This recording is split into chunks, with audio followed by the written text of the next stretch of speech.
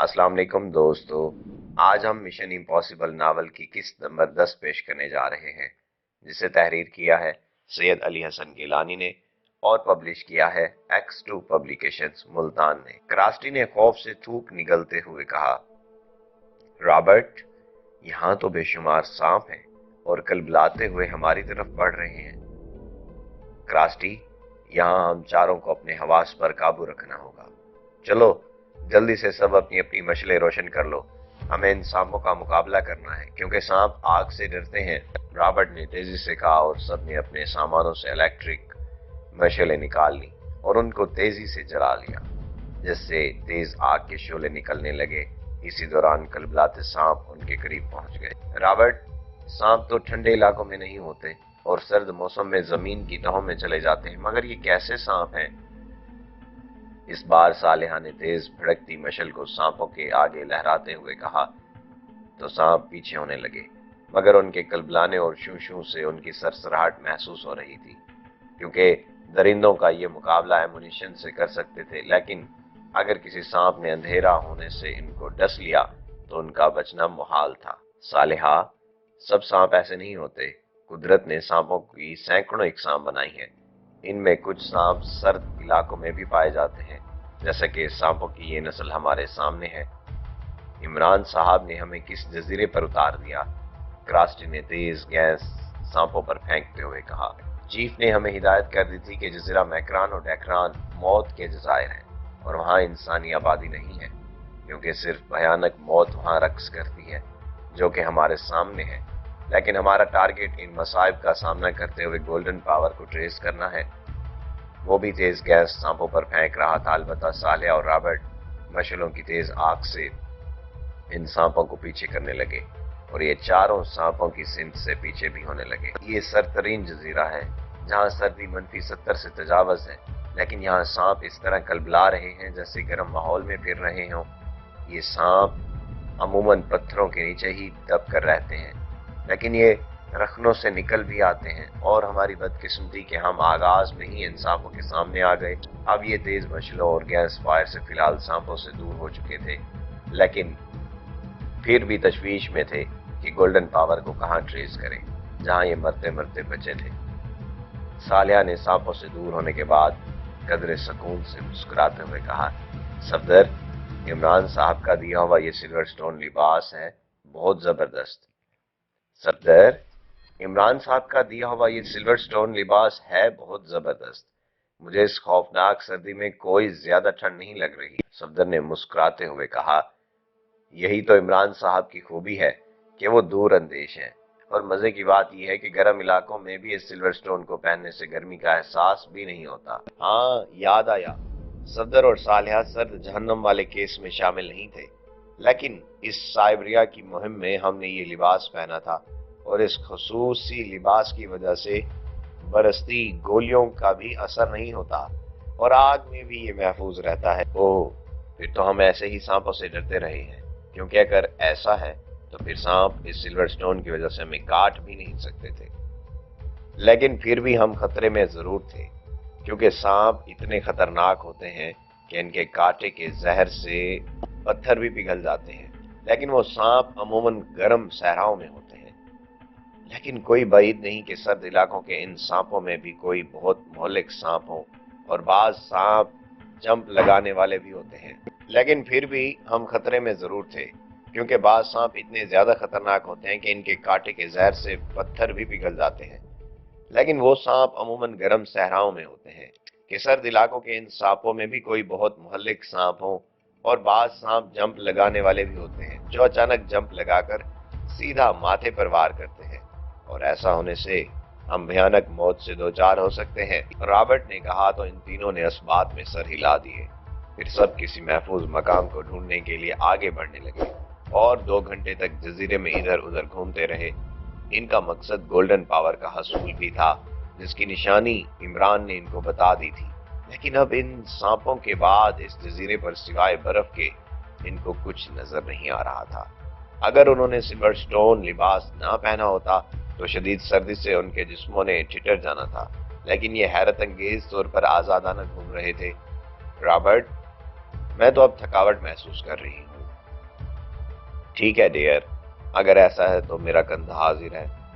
تمہارا یہ کندھا ہر حسین لڑکی کو سہارا دینے کے لیے حاضر ہوتا ہے، یہ کوئی نئی بات نہیں ہے، لیکن پھر بھی اگر یہاں صفدر اور صالحہ نہ ہوتے تو میں تھکاوٹ کی وجہ سے تمہارے کندھے پر سوار ہو جاتی۔ رابرٹ نے کہا، جو حکم مس کراسٹی۔ رابرٹ نے کہا، جو حکم مس کراسٹی، ہم تو حسن کے عاشق اور غلام ہیں۔ صالحہ، تمہیں بھی عمران صاحب نے صفدر کے ساتھ نتھی کر رکھا ہے، اس لیے تم بھی تھکاوٹ کی وجہ سے صفدر کے کندھے کو استعمال کر سکتی ہو۔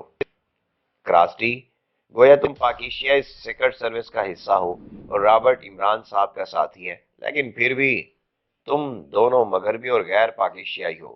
لیکن ہم مشرقی، خاص کر پاکیشیائی میں اتنی بے باکی نہیں ہوتی کہ وہ اپنے مردوں کے کندھوں کو استعمال کرتی پھریں۔ کراسٹی نے کہا، لگتا ہے ہم یہاں کسی مشن میں نہیں بلکہ سیر کے لیے آئے ہوئے ہوں، بس گھوم ہی رہے ہیں۔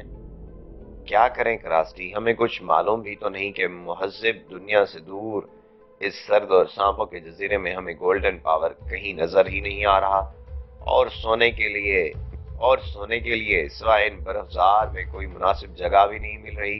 تو پھر اس کا ایک ہی حل ہے، پہلے آدھا پہر تم صالحہ جاگ کر گزارو اور بعد میں تم دونوں سو جانا، اور میں اور صدر جاگ کر یہاں نگرانی کریں گے۔ اگر کوئی خطرہ ہو تو جاگنے والے سونے والوں کو جلدی سے اٹھائے۔ ہاں، یہ ٹھیک رہے گا، بلکہ اس طرح سے پہلے کراسٹی تم اور صالحہ سو جاؤ، میں اور رابرٹ نگرانی کرتے ہیں، اور بعد میں تم دونوں کو اٹھا دیں گے۔ صفدر، تم بھی سو جاؤ، میں اکیلا ہی نگرانی کرتا ہوں۔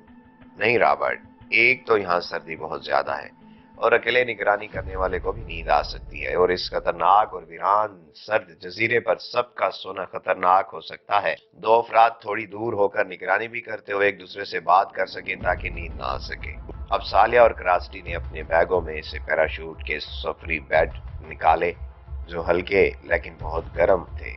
وہ دونوں اس میں گھس گئیں اور اپنے چہروں پر گرم کپڑے ڈال دیے۔ ویسے بھی سلور سٹون لباس کی وجہ سے ان کو سردی نہیں لگ رہی تھی، جبکہ صفدر اور رابرٹ ایک سمت ہو کر ہلکی آواز میں باتیں کرتے ہوئے ہوشیاری سے نگرانی بھی کرنے لگے۔ اس طرح کافی دیر بعد صفدر اور رابرٹ سو گئے، اور صالحہ اور کراسٹی کافی نیند پوری کرنے کے بعد جاگ کر نگرانی کرنے لگی۔ وہ دیکھو کراسٹی، وہ کالی سی چیز کیا ہے جو حرکت کر رہی ہے؟ ارے یہ تو ہزاروں کی تعداد میں بچھو ہیں۔ اوہ، لگتا ہے ہم بھٹک کر سانپوں کے ایرے سے نکل کر بچھوں کے ایرے میں گھس آئے ہیں۔ یہ جزیرہ تو صرف واقعی موت کا جزیرہ ہے۔ ویسے بھی صبح ہونے والی ہے، رابرٹ اور صفدر کو اٹھا دیتے ہیں۔ کیا بات ہے، تم دونوں کافی ہراساں ہو۔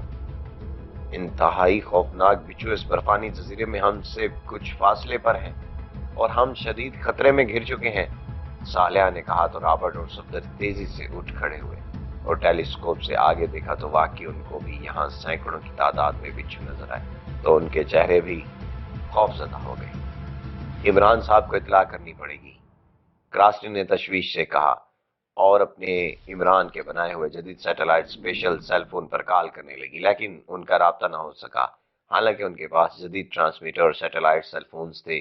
اوہ، ہم تو اس سیل فون سے کسی اور ممبر کو کال نہیں کر سکتے اور صرف باس کو ہی فون کر سکتے ہیں۔ جو بھی ہے، ہمیں جلدی سے اس جگہ سے دور ہونا پڑے گا، کیونکہ گولڈن پاور تو خاک ملے گی، ہم خود مصیبت میں پھنس چکے ہیں۔ لیکن اس جزیرے پر کہاں جائیں؟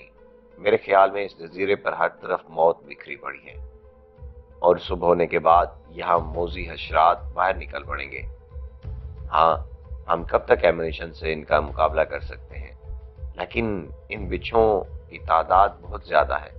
اوہ، اس کا مطلب ہے ہمارے علاوہ اور بھی گروپ یہاں موجود ہیں جو گولڈن پاور کے حصول کے لیے یہاں آئے ہوئے ہیں، رابرٹ نے چونک کر کہا۔ سب نیچے لیٹ کر آگے بڑھنے لگے۔ چند لمحوں کے بعد فائرنگ رک گئی۔ یہ کون سی پارٹی یہاں ہو سکتی ہے؟ ظاہری بات ہے، زیرو لینڈ، بلیک ڈیتھ اور اسرائیل کو بھی اس جزیرے کے بارے میں معلوم ہے۔ لازمی طور پر ان تینوں میں سے دو گروپ یہاں آ چکے ہیں اور آپس میں لڑ پڑے ہیں، لیکن اب خاموشی ہے۔ ہم بھی ان گروپوں سے دور ہیں۔ ہو سکتا ہے دونوں گروپ گولڈن پاور کے قریب پہنچ چکے ہوں۔ اتنی جلدی خاموشی کیوں چھا گئی ہے؟ جو بھی ہے، ہمیں آگے بڑھنا چاہیے۔ اگر کسی گروپ نے ہم پر حملہ کیا تو ہمارے پاس بھی جدید ایمونیشن ہے، ہم ان کا مقابلہ کر سکتے ہیں، لیکن گولڈن پاور، زیرو لینڈ، اسرائیلی ایجنٹوں اور بلیک ڈیتھ والوں سے کسی کے پاس نہیں جانا چاہیے۔ صالحہ نے کہا تو سب جزیرے میں آگے بڑھنے لگے۔ اب وہ بچھوں والے حصے سے ہٹ کر دوسری سمت سے تیزی سے بھاگ رہے تھے۔ یکلخت ان کو بموں اور ریزگینوں کے دھماکوں کی آوازیں سنائی دینے لگی۔ لگتا ہے دونوں گروپ آپس میں بھیڑ چکے ہیں۔ اچانک ان سب کے پیروں کو بریکیں لگ گئیں، کیونکہ ایک بھیانک منظر ان کی آنکھوں کے سامنے تھا، جسے دیکھ کر ان کے چہروں پر موت کی زردی پھیلتی چلی گئی۔ جی دوستو، اگر آپ کو ہماری ویڈیو پسند آئی ہے تو کامنٹ میں اپنی رائے سے ہمیں آگاہ کیجیے گا۔ اگر آپ چینل پر نئے ہیں تو چینل کو سبسکرائب کر لیجیے اور بیل آئیکن کو دبانا نہ بھولیے گا، تاکہ آپ کو ہماری مزید ویڈیوز سب سے پہلے مل سکیں۔ دعا میں ہمیں یاد رکھیے گا، اپنا بہت سارا خیال رکھیے گا۔ اپنے دوست توقیر نیاز توقیر کو اجازت دیجیے۔ اللہ نگہبان۔